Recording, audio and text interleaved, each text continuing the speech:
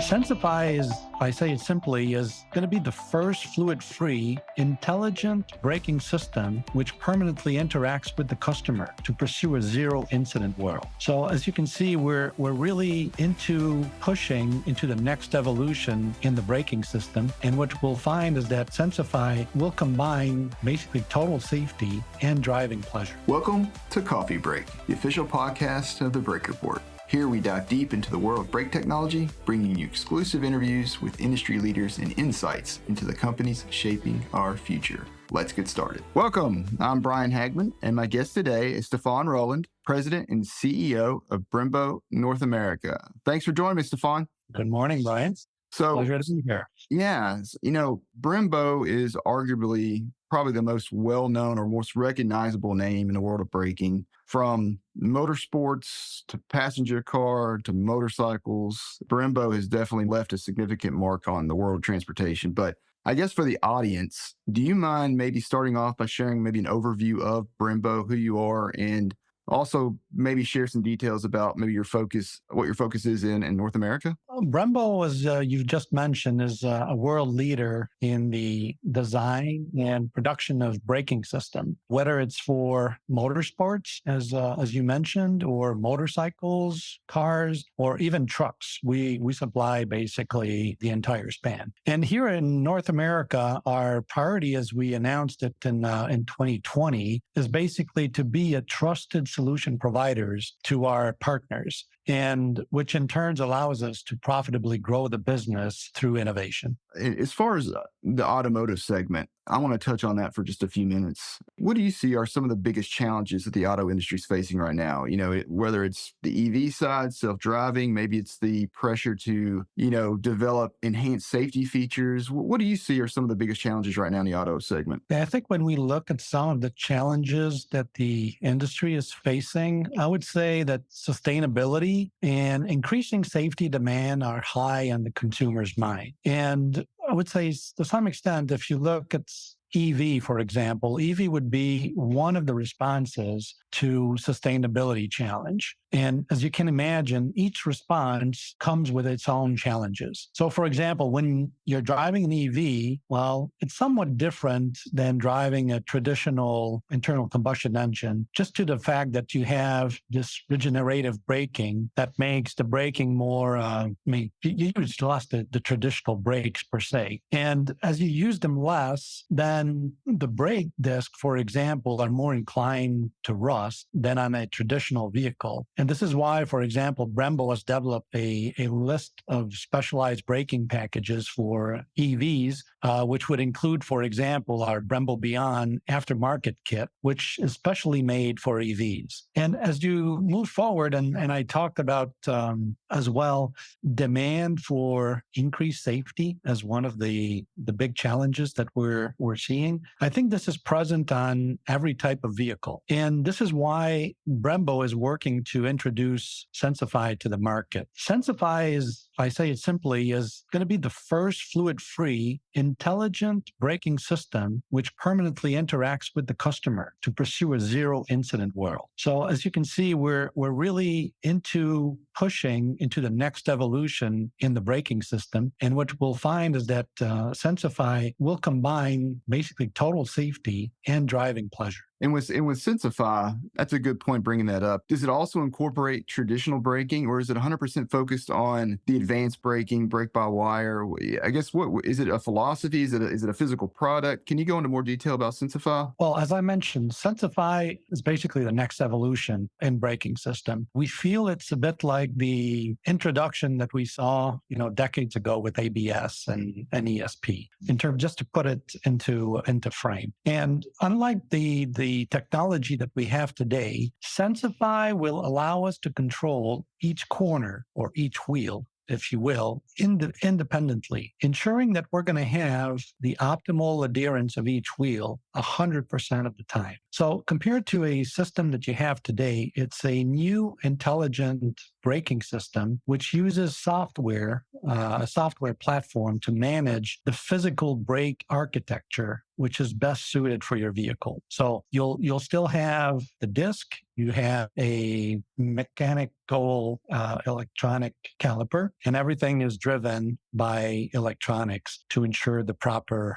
braking system. And of course, in all this, for all this to work out, you need to have multiple sensing device that allows you to clearly see where each of the wheels are in terms of gearings. No.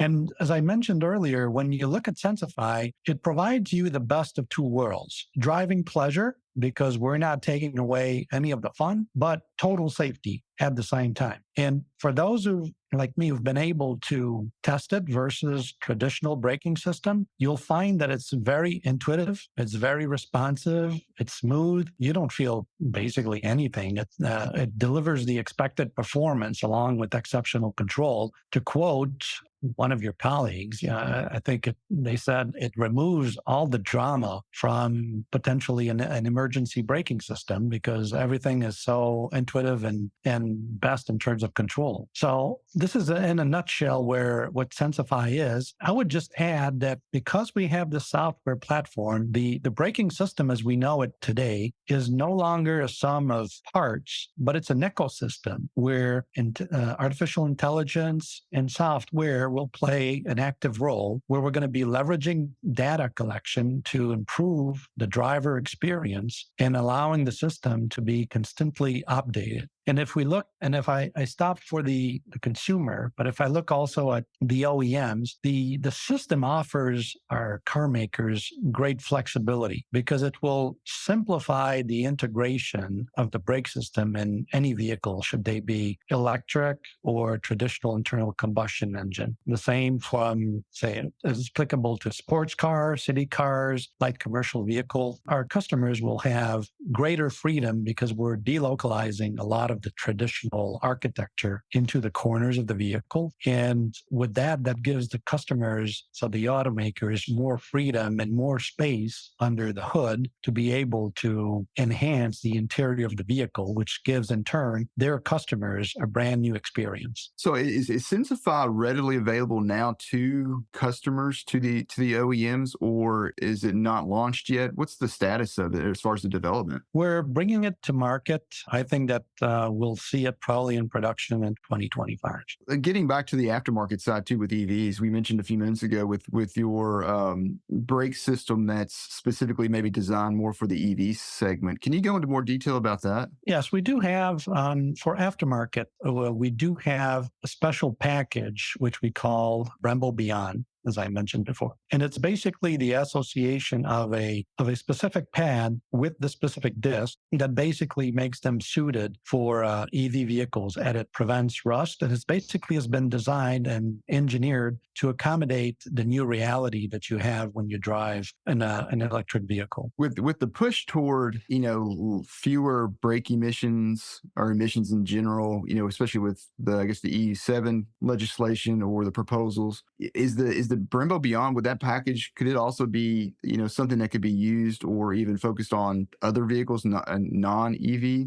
vehicles as well? Or is it really more specifically for the electric vehicles? Well, that package has specifically been tailored for electric vehicles. When it comes down to the Euro 7 emission legislation, which is upcoming, Brembo already has technical solutions to address this. And we're already in contact with automakers to bring this into production to meet the legislation. All right, so I want to switch to another subject. With a few years ago, you all opened an office or a location in Silicon Valley, the name of, the Center of Excellence, a few years ago. Can you go into more detail about that project or that initiative and what it means for Brembo? Well, the first thing I'll say is that we call it the Brembo Inspiration Lab. Okay, got it. We call it like this because it's where we're basically looking into testing and pushing the boundaries of new digital and AI technologies. And as we learn from them, we basically develop tangible application that will find their way into our plants and into the solutions that we're offering to our partners. So to that extent, I think you followed.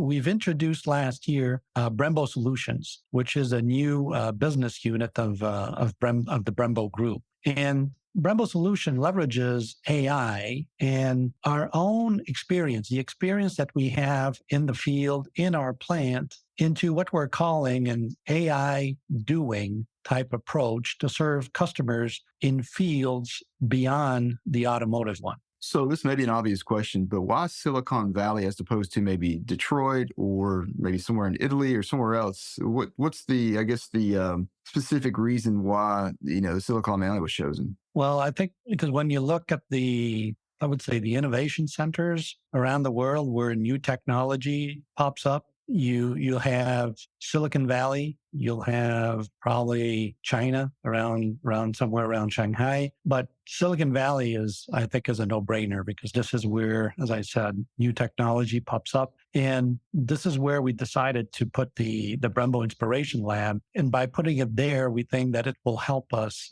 basically centralize and strengthen the company's expertise in software development, in data science, in artificial intelligence. And one of the key objectives of the lab is basically to help accelerate the digitalization of the company as AI continues to revolutionize the industry. Being in Silicon Valley, I'm assuming there's all sorts of different partnerships that can be developed, or maybe you already have. Can you talk about anything as far as maybe what the potential is for partnering with other companies being located there? Yes, we're basically looking up different partners through startup universities where the Brembo's Inspiration Lab is a place which is basically unconstrained. There's no boundaries. You look into stuff, you try, you fail, you stand up, you do it again. And the things that are working, we'll bring to market. Let's talk about the future with Brembo. What do you see the future 10 years from now? Like, how do you see Brembo evolving? I guess maybe even specifically in North America. Well, I think with everything that I've described earlier, I think what we close our eyes, and I like to tell that to my team, close your eyes and see how you would like to be in 10 years from now. I think we'll find that Brembo has evolved from what it is today, which is more a very high brand reputation, mechanical type company, into a respected, cool, global, digital, I'm going to add software and mechatronics type company. And I think that we'll still be at the forefront in motorsport because that's part of our DNA. That's part of who we are. And I think that because of all this, our brand recognition will be stronger than ever. With the focus on new technology and with advanced braking, AI, and kind of the digitization, as you mentioned, do you ever see Brembo moving away from traditional foundation brakes, friction, or do you see it just evolving altogether? I don't think we're going to move away from what we do today, but I think it's the company would be evolving to the next step. I think a company that stays